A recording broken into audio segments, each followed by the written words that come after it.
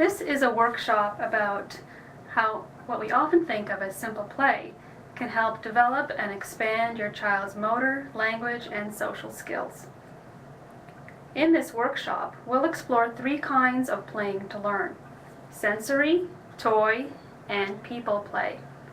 All 3 can provide a great foundation for learning. Throughout this workshop, it's important to remember that one of the most important goals of play is fun. Not every playtime activity needs to be a serious learning experience, and when you do combine learning with play, the fun is the icing on the cake. Relax, be silly, make sure playing is fun for you too. Toddlers are naturally intensely involved in learning about their surroundings. They do this first by exploring the world through their senses. This is called sensory or exploratory play. Everything in your young child's expanding world needs to be looked at, touched, tasted, smelled, and listened to. An understanding of movement and body position also results from sensory play. Most often, you can let your child's natural curiosity lead the way.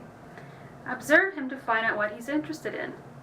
If, however, your child's sensory interests are limited or very repetitive, your job will be to encourage him to expand and use all his senses. A daily event like bath time is the perfect time and place to practice sensory play. Water can be a wonderful way to engage your child and play with you. Provide plastic bottles and cups and show him how to scoop and pour. Add washcloths, scrubbers, and soft brushes to expose him to different textures. Bubbles and scented oils can also add to the experience. Soap crayons are fun for doodling on tiles, tubs, and even on hands and legs. Talk slowly and clearly using short sentences of 2 to 4 words. Name and describe the objects, textures, and activities. Talk about everything. Andrew play with water. Mummy pour. Splash. In this way, you are building your child's vocabulary, and through repetition, he will learn to understand these words. Here are some ways to continue sensory play at other times during the day. Provide your child with a basin and fill it with pasta, rice, feathers, or colored water. Be creative. The options are limitless. Create treasure chests from containers and fill them with trinkets, knickknacks, and small toys. Your child will have a great time exploring each item.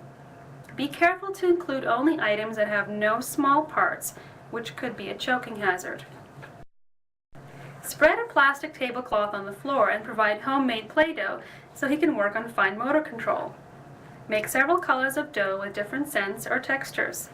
Adding Jell-O crystals or coffee grounds makes a nice change. Show your child how to roll, squish, or pull the Play-Doh.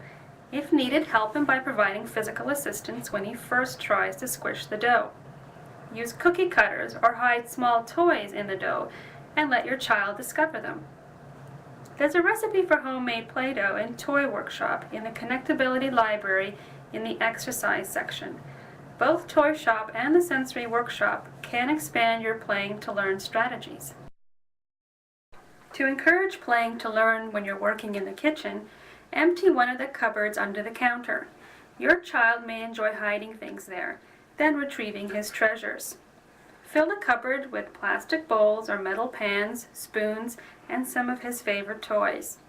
If he is interested in making music with the pots, turn up the radio and join in. In the kitchen or other parts of the house, a tent made from chairs and a sheet, or boxes of varying sizes, will also create safe play areas and promote body awareness. A large box can be decorated with paint, crayons, or markers to make it unique and inviting. Add blankets, pillows, and a teddy, and your child will enjoy climbing in and using his box for a cozy book corner or playroom. Toy play is also important for your toddler. Toys will teach your child about everything from hand-eye coordination to solving problems. More importantly, they are highly motivating and provide a focus for play with others. Choose toys that present reasonable challenges. Parts should not be too small or too many. If your child has strong sensory preferences, look for toys that build on these. Books with textures, musical toys, and foam balls are just a few options. Some children are very visual and enjoy things that spin. Consider spinning tops, laser discs, Beyblades, and wind-up helicopters. If you find your child is playing with the same toys all the time, you may wish to introduce others. You can do this by presenting your child with a choice of 2 new toys with similar properties. Hold the toys near your face and name them. Using the previous example, say top or helicopter. Your child may use sounds or words to ask for the toy or may choose by reaching or pointing. Give lots of time for him to make his choice. This is also a great way to give him a sense of control and to build his self-esteem. Building blocks that are big enough to stack up into high towers are loads of fun. They are great for developing motor, language, and social skills. Play alongside your child and provide him with building ideas. The most satisfying part of the process is the climax, when the walls come tumbling down. Toddlers also love to sort, stack, and basically reorganize their lives. Sorting and nesting toys are great fun for those who are trying out their early problem-solving skills. For the more active child, consider a rocking toy or indoor slide or climber. These can give your toddler a safe place to climb, hide, slide, and practice all his emerging motor skills. Your child's play with toys should involve lots of experimentation. What happens if I drop this ball? Or, what happens if I push this button? He will be very interested in the consequences of his actions and will likely repeat them over and over again. If your child is trying to figure out how a toy works, give him lots of time to work on it. Your job is to act as a cheerleader when he finally figures it out. If he looks like he's stuck, show him what to do by taking a brief turn with the toy and then handing it back. Once your child has mastered one way of using a toy, show him other ways to expand the play. For instance, blocks can become towers, forts, roadways for cars, or even a train station for Thomas the Tank Engine. If your child has a particular interest in one type of toy, look for toys with similar themes or properties.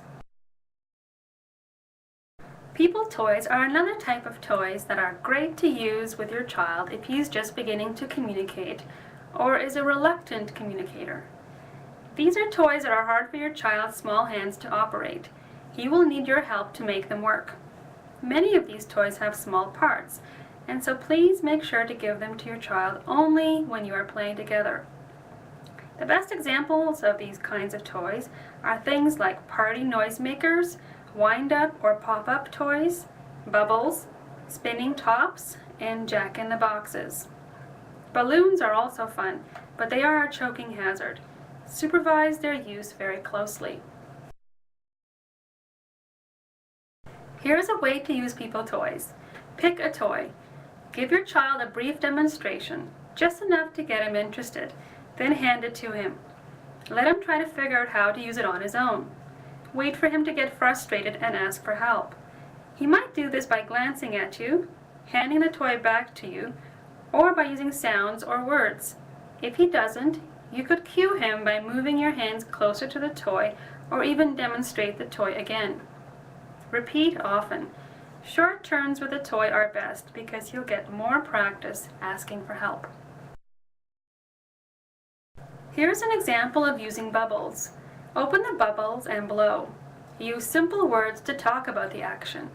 Bubbles. Pop. Blow bubbles. Put the lid back on the jar and wait for him to imitate you or ask for more.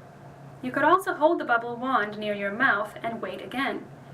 When he indicates that he wants more, blow the bubbles and enthusiastically say, "Bubbles! Want bubbles!" For more ideas on using people toys, visit the document library in Connectability. People play is quite similar to people toys because they are both all about play that requires a partner. People play focuses on making a connection and having fun together. For the most part, it's the kind of rough and tumble or action play you remember from your childhood, and it requires very few props. As with People Toys, the main goal is to encourage communication. Your child will learn things like paying attention, starting or ending a game, and taking a turn. People Play is structured and predictable. Words and actions are repeated many times, making it easy for your child to take a turn in the play. If your toddler loves movement, consider some of the old classics like running and chasing games, jumping on the spot while holding hands, horsey rides, swinging and rocking games, or bouncing on an oversized ball. If your child loves pressure, here are a few ideas. Squeezing games such as making a sandwich by placing your child between pillows, or making a hot dog by rolling him in a blanket are lots of fun. Rough tickles, peekaboo or hiding games, pat-a-cake or flying angels are all other options. For more details on People games, visit the Documents Library in Connectability. We have also included some ideas of games to play when you are exhausted at the end of a long day. There's a great way to remember some rules for using People Play as a learning experience for your young child. Fern Sussman, a speech-language pathologist in Toronto, has written a wonderful book called More Than Words. In this book, she developed an acronym that may be helpful. When you are playing People games together with your child, make your playtime rock. Here's a finger play from Level 1 of Music Workshop. You can find Music Workshop in the exercise section of the Connectability Library to give you an idea of how to use the rock rules. Round the Garden is a simple People game called Finger Play. It's a simple rhyme that goes like this. Round and round the garden like a teddy bear.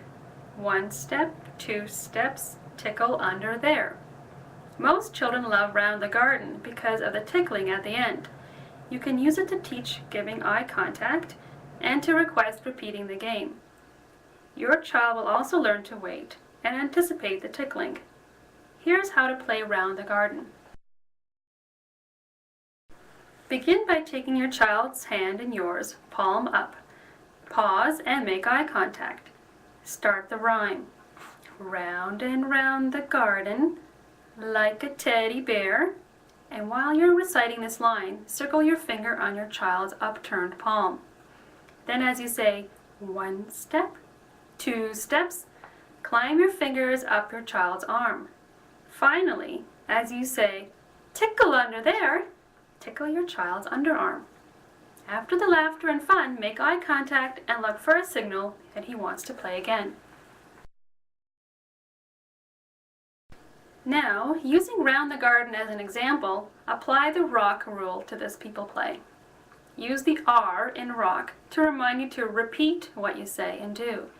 Use the same words and actions each time you play the game together. For example, every time you begin to play Round the Garden, wiggle your index finger and say round and round. Over time, your child will learn to use these words or actions to ask for the game or to restart the game. Use the O to remind you to offer opportunities for your child to take his turn. Plan how and when your child will take his turn. Pause during the action and wait for him to show or tell you that he wants to continue. In Round the Garden, you could pause after you have drawn circles on his palm and wait for him to move your finger up his arm or to anticipate the tickle. Use the C in rock to remind you to cue your child to take his turn.